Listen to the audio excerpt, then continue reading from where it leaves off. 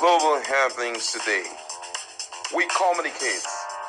We analyze global news.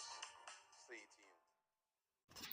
Hello, beautiful people. Welcome back to our channel. This is really getting very interesting. Some few hours ago, in here, Chijoke, the local government chairman of Obiokpor, the same local government where Martin Nemewile is from and Jason Wike is from, he actually went to visit Rumuokpriokumu and the Monarch that was reinstated by Fubara, and it didn't sit well with Wike and Wike's camp, and they've been reacting ever since. But as we speak right now, there's a lot going on, and in your word, the chairman of Obiokpor and the chairman of Nyesom Wike is making demands from Nyesom Wike, which I do not know, in all sincerity, if Wike can abide by those demands. In fact, we are honestly waiting to hear the reply of Wike.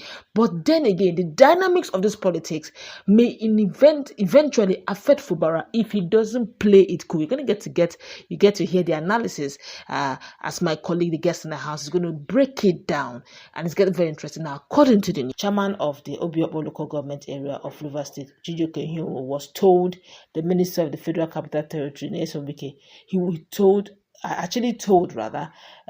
Wike to apologize to the paramount ruler of Rumuokpriokumu community, that's Eze Anthony Onwabia. Now, Onwabia was dethroned by Wike during his tenure as governor of the state, but was a few days ago reinstated by Governor Siminalayi Fubara as the rightful paramount ruler of the community.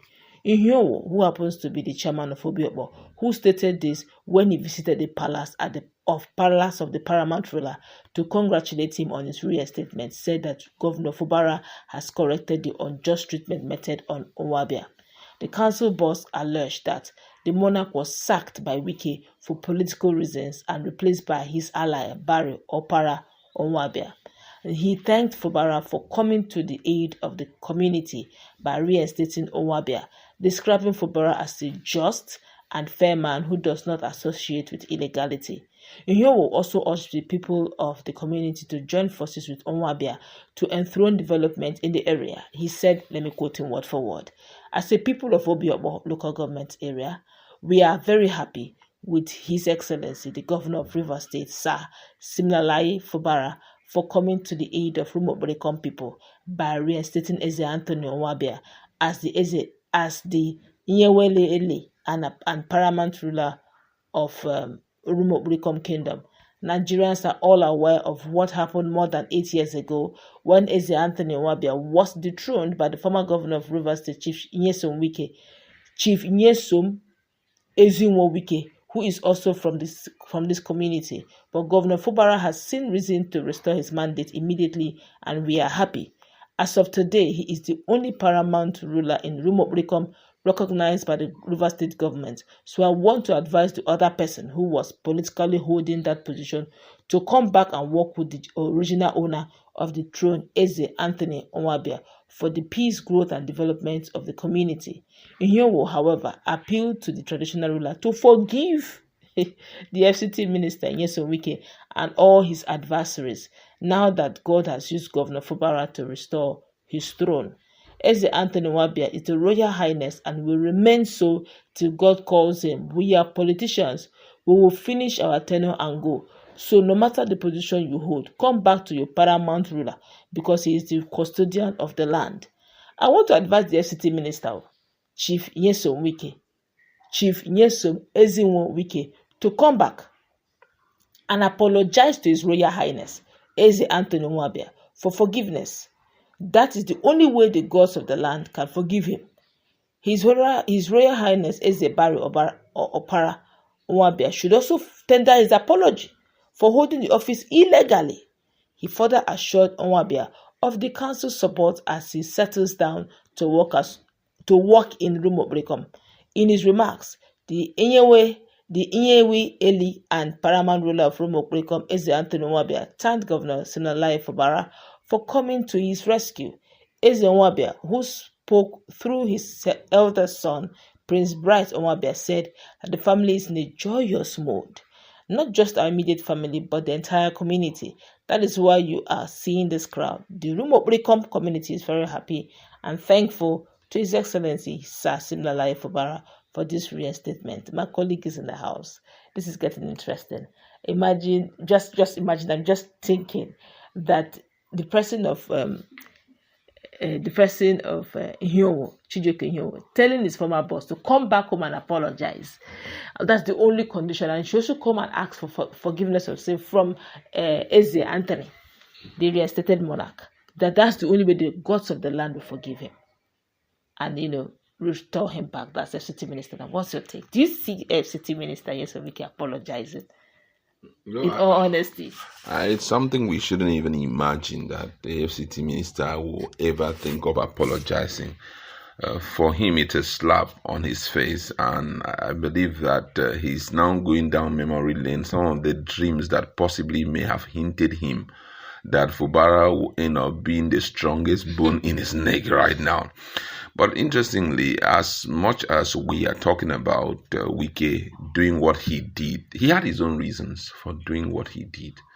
Possibly, the loyalty of that particular monarch was unbroken, that's towards Amechi, was such that it couldn't be relieved or couldn't be broken, and redirected back to Wike.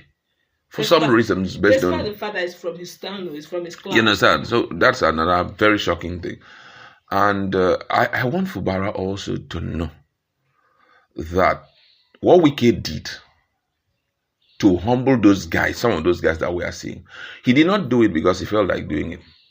He did it because he knew that they were interested in his seat, in the political power of River State.